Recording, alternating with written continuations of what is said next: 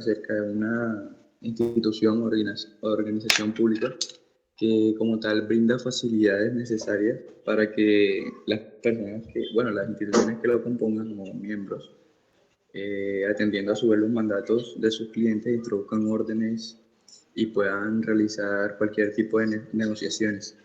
Y básicamente lo entendí de cierta forma que es una institución como que reúne a todos los países. Bueno, eso se lo preguntó una persona que está en el medio, que una persona que como que está en este medio, que trabaja en banco y todo esto, y me dice que es como estas instituciones que reúnen como a la de todos los países. Por ejemplo, el COP y todo eso, que es COP es de Colombia, bueno, así el de todos los países, y de cierta manera permite vender como, o sea, negociar y todo eso, divisas y todo este tipo de cosas.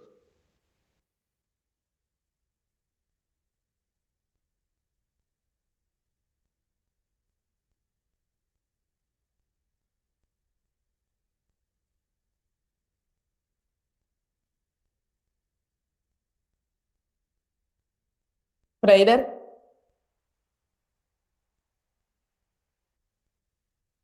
Sí, profe. ¿qué entendiste? Porque nosotros nos fuimos al tema de las hipotecas y todo eso, bueno, estábamos hablando de la bolsa, o por qué no fuimos al mercado de la vivienda, el mercado hipotecario, porque no fuimos hacia allá. Bueno, profe, a mí principalmente me quedó más que todo claro lo de la bolsa, pero ya esto de las hipotecas tendría que verlo un poco más porque la clase pasada no lo entendí muy bien. Y a buscar un video para poder entenderlo mejor. ¿Qué no entendiste? Freider. La relación principal.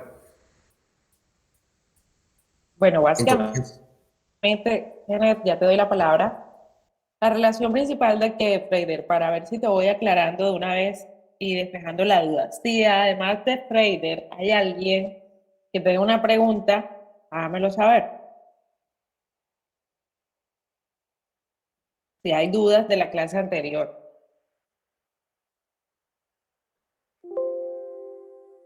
Ok, más nadie, entonces, Freider, exactamente qué relación no tienes clara. la que hicimos con la que de ahí viendo. O sea, es decir, cómo el mercado de vivienda se relaciona con la bolsa de valores. Eso, esa es tu pregunta, o sea, eso es lo que no tienes claro. Sí.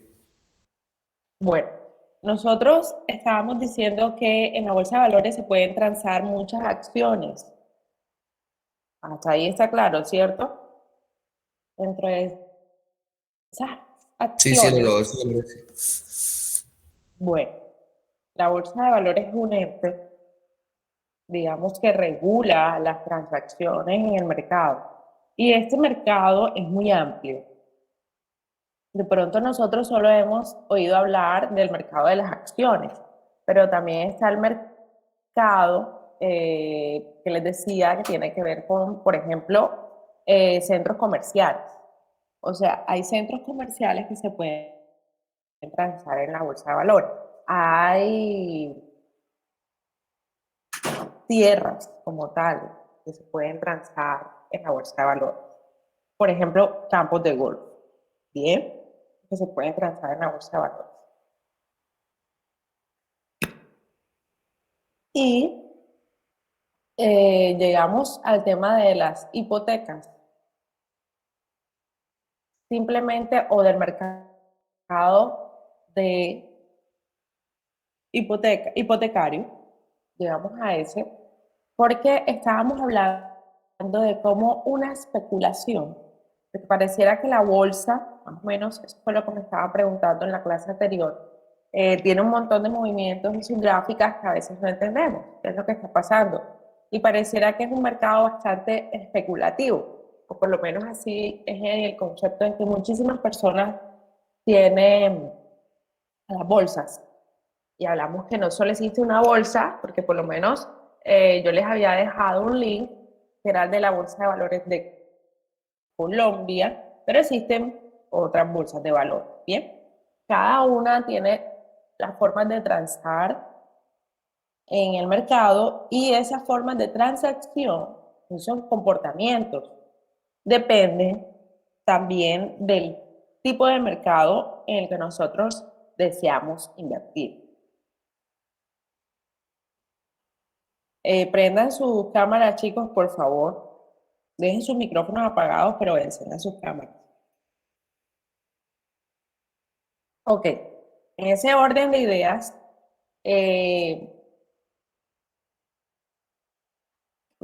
digamos que el ejemplo que tomé tenía que ver con el mercado inmobiliario, porque lo sentí cercano quizás a alguno de ustedes y la manera en que lo pueden ustedes palpar un poquito más cerca. Como un comportamiento especulativo de alguien, y por eso pusimos el ejemplo del vecino que está vendiendo su casa, bien, puede volverse en una transacción visible en el mercado. ¿Hasta ahí vamos bien, Freider, o los demás? Sí, señor. ¿Y los demás? ¿Alguien hasta ahí tiene dudas? Sí, no. ¿Quién dijo sí? No, o sea, es que te estaba preguntando que si estaba claro, entonces le respondí a eso sí, después dijo que sí teníamos dudas, entonces yo dije que no. Ah, ok, bien. Bueno, ok. Entonces, el, el mercado de la vivienda es un ejemplo clásico porque ese tipo de especulación, yo creo que tú entraste tarde en la clase anterior, ¿cierto, Freider? Sí, profe. Bueno, voy a regresar al ejemplo de la clase anterior que de pronto por eso tú estás un poco, porque estaban hablando de esto y la pregunta que me hiciste. Colocamos el ejemplo de una vivienda porque además las viviendas tienen una forma de ver cómo se valorizan, en cuánto están valorizadas. ¿A través de qué impuestos se dijo la clase anterior? Pregunta para todos. Predial. El impuesto predial. Correcto. El impuesto predial nos dice en cuánto está valorizado una vivienda. Eso es diferente al valor que si quien es propietario de la vivienda, en caso de que pase unos montos, estoy aclarando esto porque yo no sé cuál es la situación de pronto de cada familia y si alguno de ustedes se puede llegar a confundir porque está pensando en esa situación de su familia, esto es diferente, ojo, al valor que quizás pague alguno de sus padres por cumplir unos topes en medio de la declaración de renta. Porque sé que estamos en tiempos de declaración, entonces quizás alguno está pensando en eso. Eso es diferente. Entonces, el impuesto predial es una cosa y los impuestos son una cosa y otra cosa es tu declaración de renta. Son topes distintos. Evidentemente, ¿en qué manera se relacionan? En la forma en que al tú tener una vivienda a tu nombre o un bien X a tu nombre, porque también puede ser un vehículo, esto hace parte de tu patrimonio. Y el patrimonio se declara en la declaración de renta, valga la redundancia. Voy a sacar eso a un lado. Esto fue simplemente un paréntesis porque sé que estamos en tiempo de declaración y más o menos por lo que vi en sus presupuestos familiares, algunos quizás estén escuchando en su familia que alguien tenga que declarar. Es diferente. Entonces, el impuesto predial nos da una idea de en cuánto está valorada esa casa. Ojo, hay personas, este es otro detalle, otro paréntesis dentro de eso. Hay personas que quizás sus casas esté mal valorada, por darle un nombre, mal valorada. ¿Por qué? Porque no han desenglobado la vivienda. ¿A qué me refiero con esto? A aquellas personas que quizás han construido y en la parte superior de su casa tienen apartamentos o tienen otra casa y el impuesto llega globalizado. Bien, o han construido hacia arriba o bueno, hacia los lados. También. Entonces, ¿qué pasa? Que sí, se sacaron unos permisos para construir, pero no legalizaron la acción. Son cosas diferentes. ¿Por qué la profesora se está metiendo con todo esto? Por el tema de especulación y el tema de legalidad. Entonces, digamos que el impuesto predial, Freider, dice que la vivienda cuesta 150 millones. Creo que ese fue el valor que dimos la semana anterior. Entonces, esos 150 millones, digamos que es lo que para el Estado cuesta tu terreno, tu vivienda.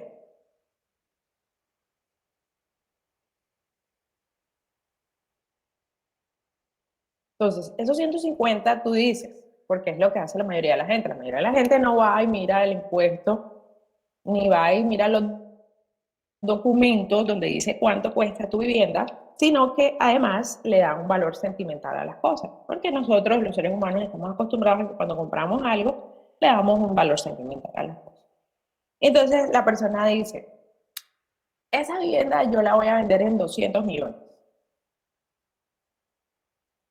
Y como quizás un vendedor ve la oportunidad del sector o cualquier otra variable, recuerda que estamos hablando de economía y hay variables que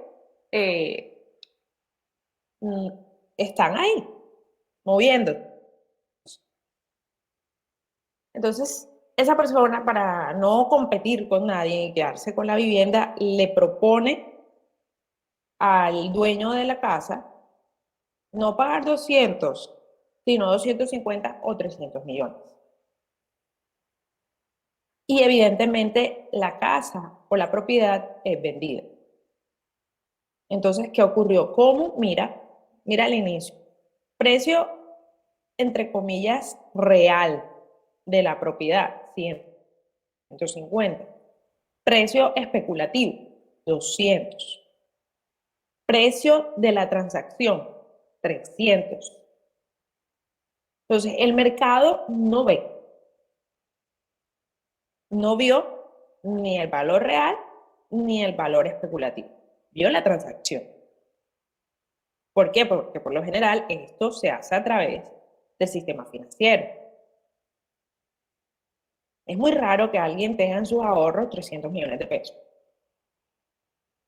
Por lo general lo que ocurre es que alguien pide un préstamo hipotecario y hay un banco en la mitad.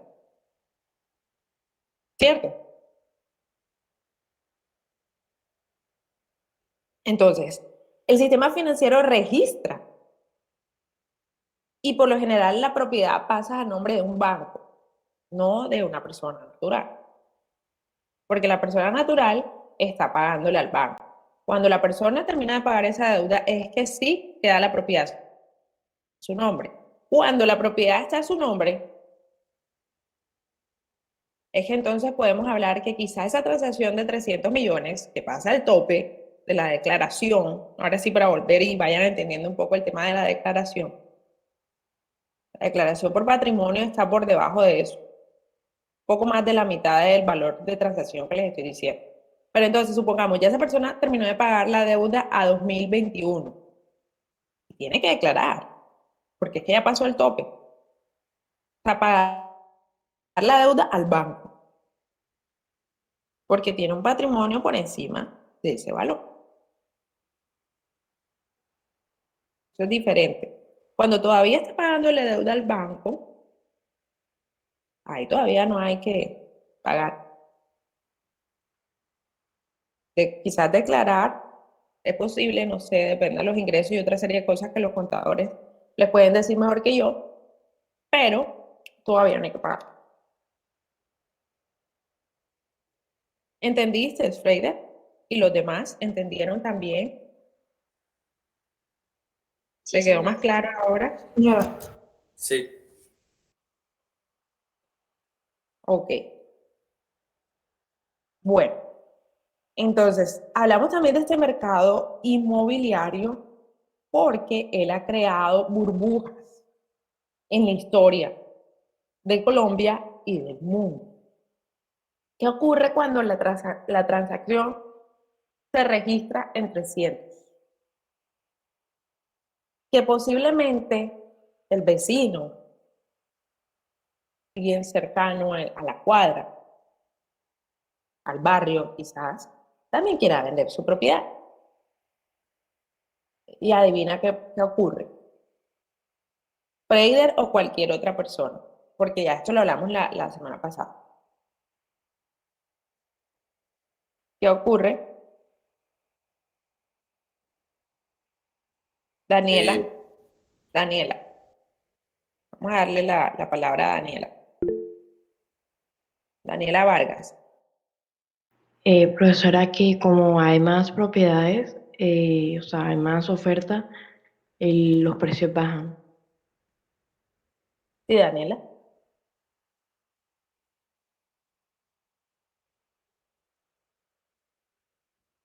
Eso es completamente, de alguna manera, errado, porque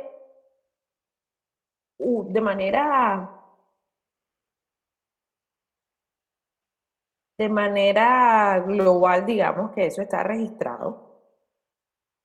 ¿Cuál es la cantidad de terreno que hay en cada barrio de la ciudad? Y hay barrios que ya están urbanizados por completo. Entonces también se puede calcular la cantidad de viviendas que hay en la ciudad por barrio. O la cantidad de terreno baldío incluso por barrio en la ciudad. Entonces, ¿por qué estoy diciendo esto? Porque la cantidad ofrecida en el mercado está fija, no disminuye, no aumenta. Ojo, cuando en una ciudad se necesita hacer un proceso de construcción, incluso si el terreno es de uno tiene que ir a sacar un permiso en la alcaldía, ¿cierto? ¿Ustedes han visto esos letreros amarillos que hay que resolución, no sé qué, cuando hay construcción? ¿Han caído en cuenta de eso? Incluso si es una propiedad familiar.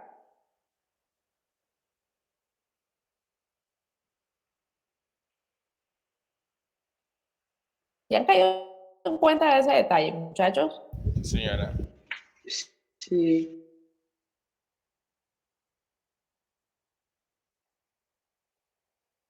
Es porque no se tiene que registrar. Y si están construyendo y no está ese permiso, eso llevará multa.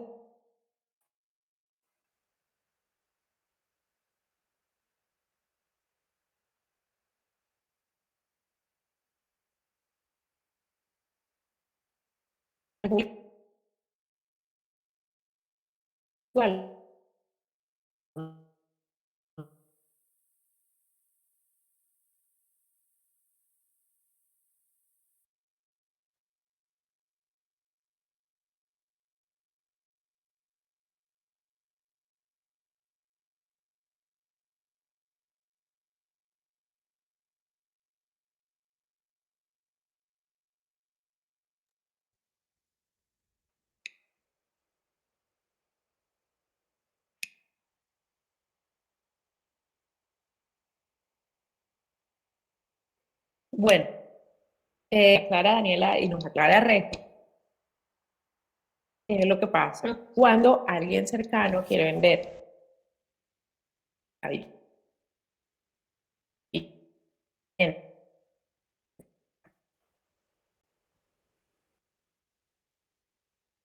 profesora se le corta. Sí.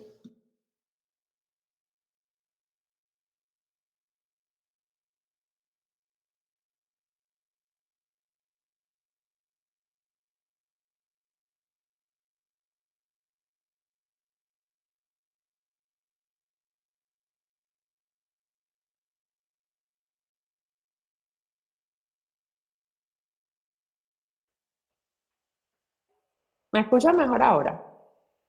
Sí, señora. Sí. Profesora, pero lo Bueno, por último ahí que alguien me dice que lo...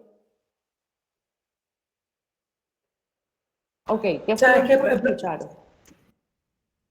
usted estaba diciendo lo de las franjas amarillas, que eso tenía que ponerse, que era como un permiso aunque fuese vivienda familiar. Y después, o sea, no sé, empezó a decir algo, pero cuando lo empezó a decir enseguida se le cortó.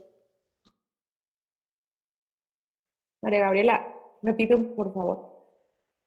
Usted, o sea, lo último que yo le escuché fue que en las edificaciones, incluso cuando son viviendas familiares, si se va a hacer alguna remodelación, tiene que pedirse un permiso en la alcaldía y nos preguntó que si habíamos notado las franjas amarillas que se ponen.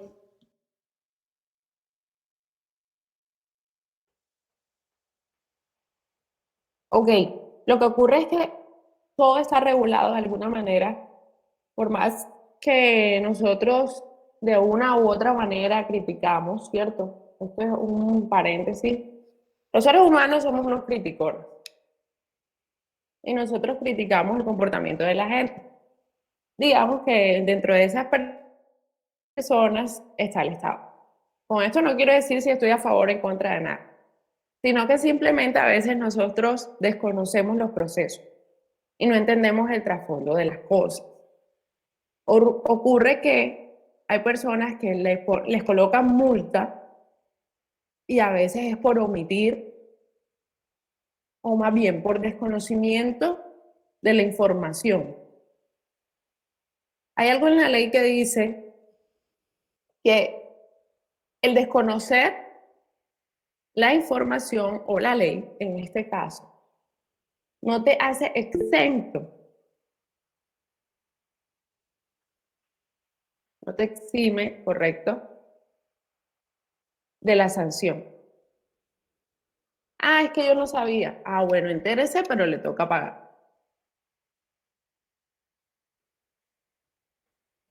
¿Ya? Entonces, por eso era que les decía que si ustedes saben por qué,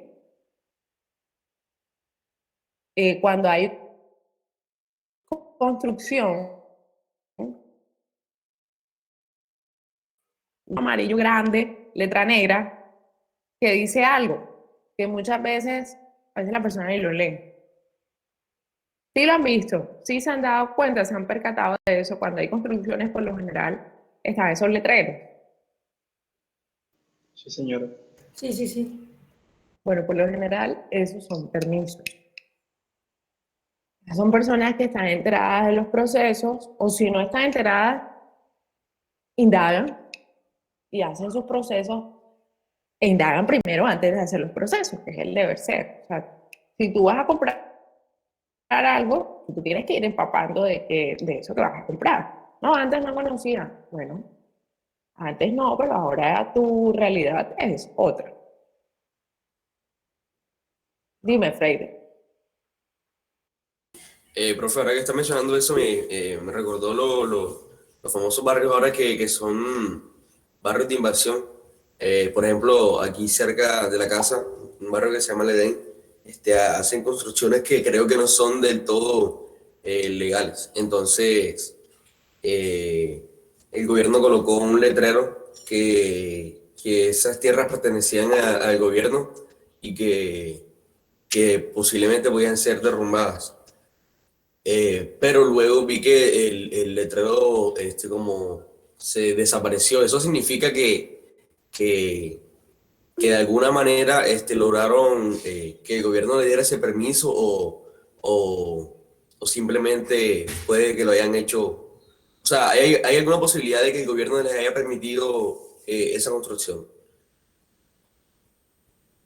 Freire, gracias. Porque yo estaba tratando de buscar el artículo antes que me dijeran que se me había caído, que no me escuchaban, que no sé qué. Estaba tratando de buscar el artículo de la Constitución colombiana. Bueno, ustedes saben que yo no soy abogada, pero hay un artículo, si mal no estoy aquí, ustedes necesito de su colaboración, si a alguien le gusta las leyes o se acuerda. Hay un artículo de la Constitución colombiana que dice que la tierra es del Estado. Si lo has escuchado, ¿verdad? Señora.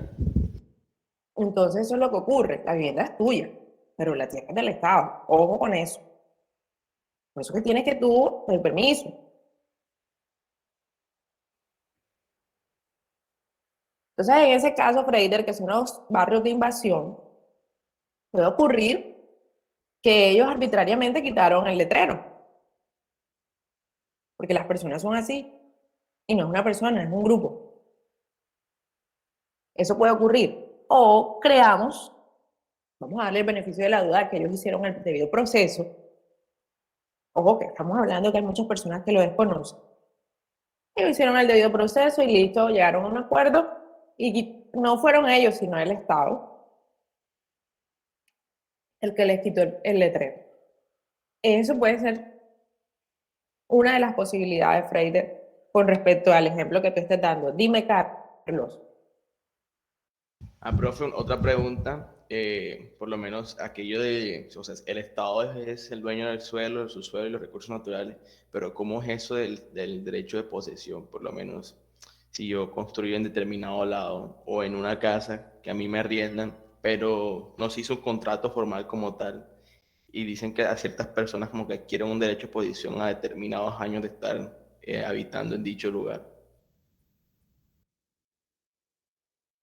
Eso es después de 10 años. 10 años continuos. Además. Pero ¿en qué medidas es aplicable? O sea, a las viviendas que ya estén construidas, o sea, que por lo menos no se haya formalizado algo, o un lote baldío. Tengo entendido que ambas. Vuelvo y les digo, yo no soy abogada, pero sí soy ciudadana y uno tiene que estar enterado de todo un poco. Porque no te exime, por aquello de que no te exime.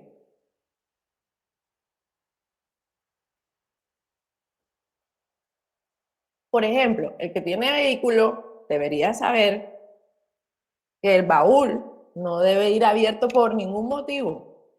Por si llega un agente de tránsito, te puede multar. Ah, no lo sabía. Bueno, entérese, pero tome aquí su comparendo.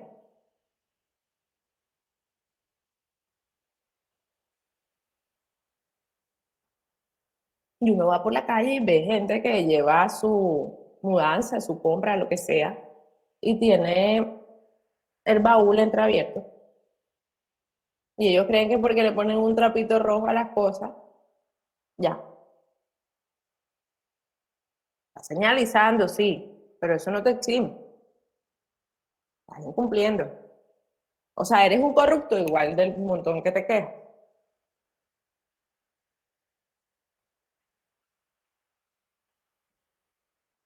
A eso es a lo que me refiero. ¿Qué dice Esteban? ¿Por qué qué? Profe, usted, o sea, dijo que era corrupto ¿quién? Disculpe si no le entendí ese pedazo. Todo aquel que incumple algo. Yo tenía un profesor, ese profesor le dijo corrupto, le voy a dar un ejemplo de la universidad, le dijo corrupto a un compañero que en medio de un examen le estaba pasando un borrador a otro. Y el borrador tenía la respuesta. Se lo dijo corrupto y le anuló el examen. Y si es verdad, esos son actos corruptos, tal cual. Pero lo del trapito rojo, ¿a qué se refería?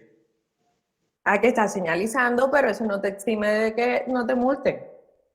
Quizás esa vez contaste con la suerte de que no te viera un agente de tránsito. O sea, Pero estoy ¿cuál es el hablando del problema de llevar una baúl. mudanza o algo? Estoy hablando del baúl. Ojo, hay vehículos que sí permiten transportar atrás, en la parte trasera. O sea, hay vehículos que están diseñados para transportar cosas, pero hay otros que no. Entonces estoy hablando de los vehículos que no, están diseñados para transportar cosas. Hay situaciones de situaciones, a eso es a lo que me refiero. Porque también puede darse el caso que se te dañó una lámpara. Otra vez volviendo al ejemplo del vehículo. O sea, tú llevabas las dos lámparas bien y una se te dañó. Y es horario obviamente en horario, eso también aclaración, obviamente en horario en que las luces deben ir prendidas o en situaciones en que la luz debe ir encendida. Porque si es de día y no está lloviendo ni en carretera y cosas así, pues no pasa nada, se te dañó, ves, arréglala, cámbiala y listo, no pasa nada, nadie se dio cuenta. Pero todos estos ejemplos es por el simple hecho de que cuando alguien adquiere una propiedad, sea cual sea, tiene que estar informado de qué es lo que está haciendo y cuál es el debido proceso, porque si desconoces el debido proceso y te llegan a ver, ¿a quién me refiero con que te llegan a ver? La ley, alguien que debe colocar las cosas en orden, para hablarlo así de manera más general, alguien que tenga la autoridad para colocarte una multa, entonces te pueden multar.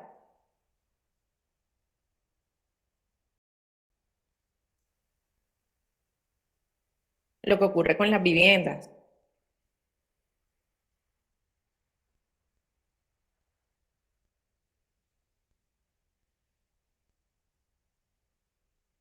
Ay, Esteban, qué mala suerte.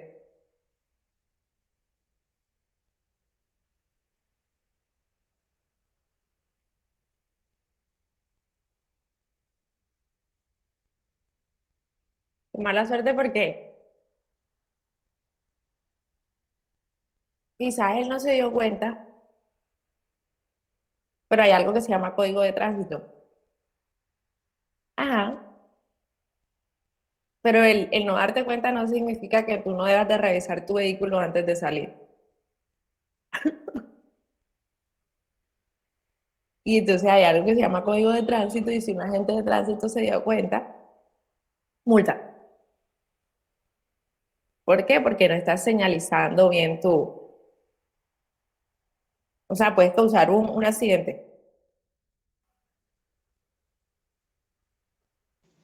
Profe, es que incluso Ajá. era de día, o sea, no creo que iba a pasar ningún accidente porque los carros veían.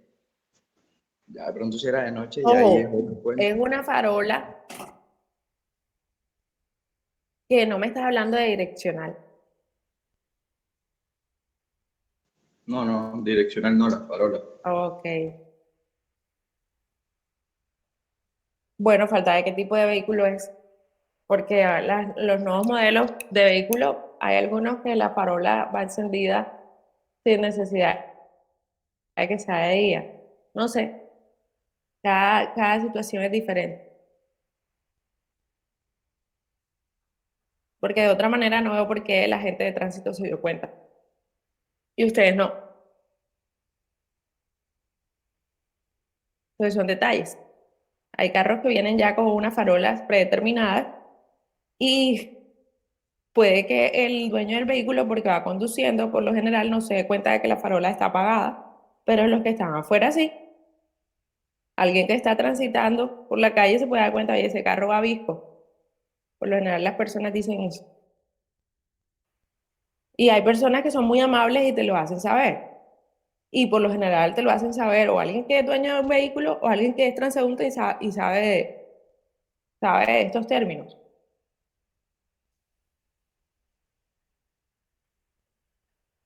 Bueno, entonces, volviendo al mercado de la vivienda, ¿qué se supone que va a pasar si otro vecino quiere vender su vivienda? Eso era en lo que estábamos. Después de la transacción de la que se habló. ¿Qué va a ocurrir? Eso lo dijimos la clase anterior. ¿Quién se Ese, acuerda? o sea, ese precio como que el que vendió una caja anterior ya como que condiciona en las ventas de las casas de ese sector. Por así decirlo, si usted vendió en 300, o sea, no como que ese será el precio como que el mínimo o va a aspirar a más. Entonces era como una especie de burbuja.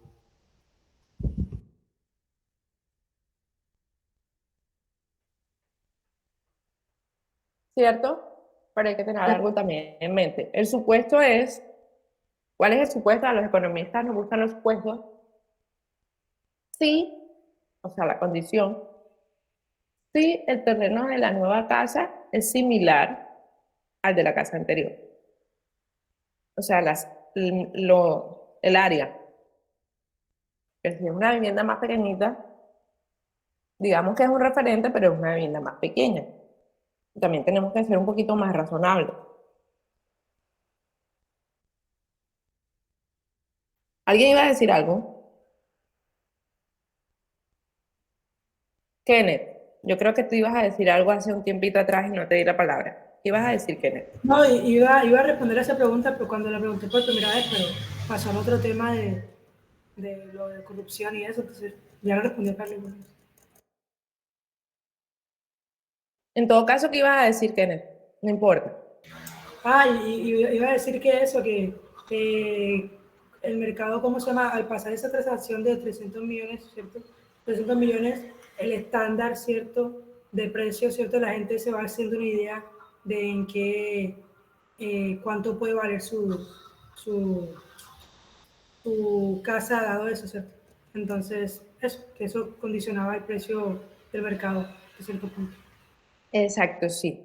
Eso crea, digamos que un techo puede ser, dependiendo si es la vivienda más grande de la cuadra o del barrio, puede crear un techo en el mercado de viviendas de ese sector para empezar a fijar precios.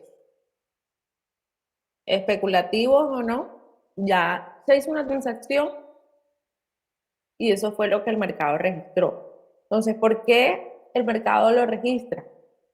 Lo registra por todo el papeleo que implica la compra de un bien o de un activo. En este caso estamos hablando de la vivienda, pero también hay otros casos como son vehículos, sobre todo los de alta gama, que también pueden pasar los 100 millones, por ejemplo. Pero igual, hasta la vivienda más pequeñita, el vehículo más pequeñito, hay una transacción y hay un cambio en los nombres del dueño de la propiedad. Y todo eso tiene que quedar registrado en el ente que corresponde. ¿Cómo se relaciona todo esto que hemos dicho ahora con la burbuja?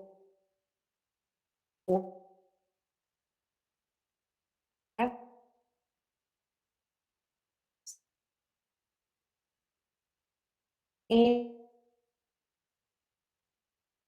Se le está cortando. Rafa, no se corte. como hemos recapitulado hasta ahora en la clase anterior, ahí me están escuchando bien esto último que estoy diciendo. Sí. Ahora sí, pero antes se está cortando. Gracias, Kenneth. Sí, me di cuenta.